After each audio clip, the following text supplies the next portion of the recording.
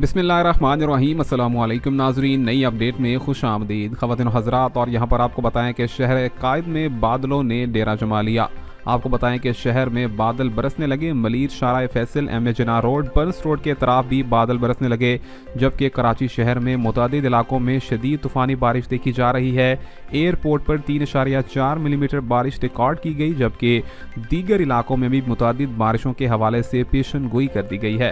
ख़वातीन हज़रात, आपको ताज़ा तरीन तफसीलात से आगाह करते चलें कि महकमा मौसमियात ने आगाह किया है कि बलूचिस्तान के इतराफ़ में भी, कराची और हैदराबाद में भी आइंदा आने वाले 24 घंटों के दौरान में मुतअद्दिद बारिशों का एक सिलसिला देखा जाएगा। मगरबी हवाओं ने कराची शहर का रुख कर लिया है, जिसकी वजह से शहर में सर्दी की शिद्दत में भी मजीद इजाफा हुआ है।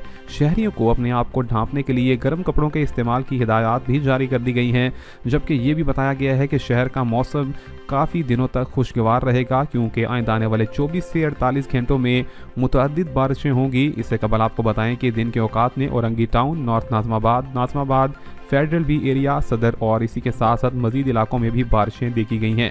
मजीद अपडेट से जुड़े रहिए। चैनल को सब्सक्राइब, लाइक और शेयर करना मत भूलिए। अल्लाह हाफिज़।